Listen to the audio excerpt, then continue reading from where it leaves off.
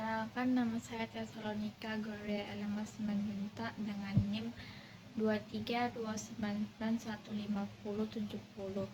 Saat ini saya akan menjelaskan terkait dengan soal UTS.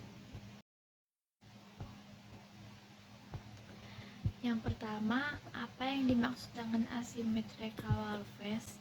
Asymmetrical warfare adalah istilah yang digunakan untuk menggambarkan situasi konflik atau pertempuran antara dua pihak yang memiliki kekuatan dan strategi yang tidak seimbang. Dalam konteks ini, pihak yang lebih lemah atau kurang terorganisir mengadopsi strategi dan taktik yang berbeda atau tidak konvensional untuk melawan pihak yang lebih kuat atau memiliki keunggulan militer yang jelas. Contoh yang sering dikutip dari asymmetrical warfare adalah ketika sebuah kelompok pemberontak atau gerilyawan melakukan taktik gerilyawan, serangan teroris, atau perang cyber untuk melawan negara atau pasukan militer yang memiliki kekuatan konvensional yang lebih besar. Dalam konflik seperti ini, kelompok yang lebih lemah cenderung menggunakan keunggulan mereka dalam mobilitas, kecepatan, adaptasi, dan pengetahuan tentang lingkungan dan tempat konflik terjadi. Asymmetrical warfare seringkali memaksa pihak yang lebih kuat untuk beradaptasi dan mengembangkan strategi baru untuk menghadapi ancaman yang berbeda dari biasanya. Ini juga mencerminkan pergeseran dalam bentuk konflik modern, di mana kekuatan tidak selalu diukur dari kemampuan militer tradisional saja, tetapi dari kecerdasan, kreativitas, dan adaptasi dalam menghadapi ancaman yang bervariasi dan kompleks. Selanjutnya, soal nomor 2, berikan contoh faktual asymmetrical warfare beserta para pihak yang terlibat dalam konflik tersebut. Salah satu contoh faktual dari asymmetrical warfare adalah konflik antara Taliban dan pasukan koalisi yang dipimpin oleh Amerika Serikat di Afghanistan. Di satu sisi, kita memiliki pasukan koalisi yang dipimpin oleh Amerika Serikat yang memiliki kekuatan militer yang besar, teknologi canggih, dan dukungan logistik yang kuat. Mereka memiliki kemampuan udara superior, pasukan terlatih dengan peralatan modern, dan strategi pertempuran yang terorganisir. Di sisi lain, kita memiliki Taliban, sebuah kelompok pemberontak yang kurang terorganisir secara konvensional dan memiliki kekuatan militer yang jauh lebih rendah dibandingkan pasukan koalisi. Taliban menggunakan taktik gerilya, serangan bom bunuh diri, serangan perangkat jebakan, dan serangan teroris lainnya sebagai bentuk perlawanan mereka terhadap pasukan koalisi. Mereka juga memanfaatkan pengetahuan mereka tentang medan tempur dan dukungan dari beberapa elemen penduduk setempat untuk melancarkan serangan dan menghindari deteksi.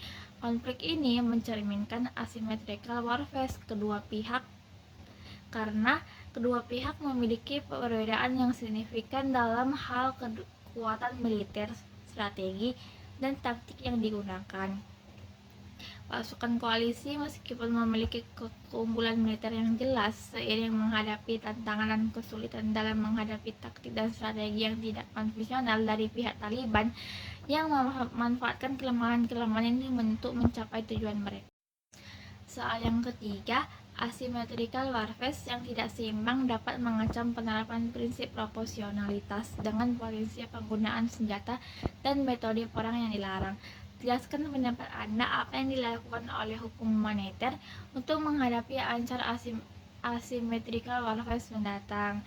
Menurut saya, hukum moneter juga dikenal sebagai hukum perang atau hukum konflik bersenjata, berperan penting dalam menghadapi ancaman asymmetrical warfare yang tidak seimbang.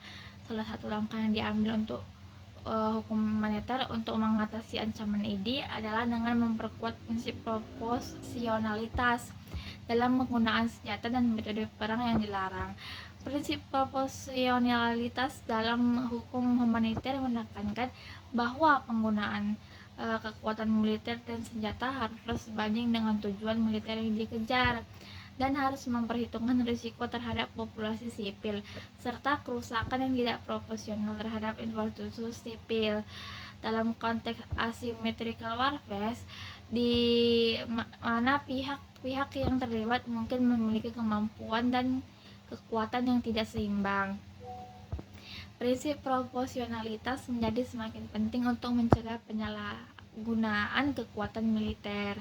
Hukum humaniter juga bertujuan untuk melarang penggunaan senjata dan metode perang yang dilarang, seperti senjata kimia, biologis, dan nuklir. Senjata taktik yang mengarah pada pelanggaran hak asasi manusia seperti penyiksaan atau penggunaan warga sipil sebagai perisai manusia. Dengan menetapkan standar yang jelas dan melarang penggunaan senjata yang tidak proporsional atau melanggar prinsip kemanusiaan, hukum humaniter berusaha untuk membatasi dampak negatif dari asymmetrical warfare dengan melindungi populasi sipil serta infrastruktur yang rentan. Selain itu, hukum humaniter juga mendorong adopsi praktik-praktik yang lebih adil dan martabat dalam perlakuan terhadap para tahanan perang, perlindungan terhadap personel medis dan fasilitas kesehatan, serta pemulangan dan rehabilitas mantan anggota kelompok bersenjata ke dalam masyarakat.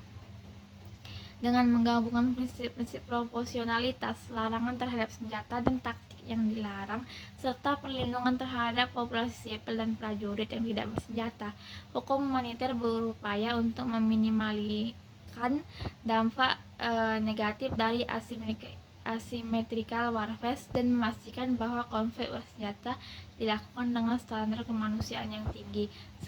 Sekian dari saya, terima kasih.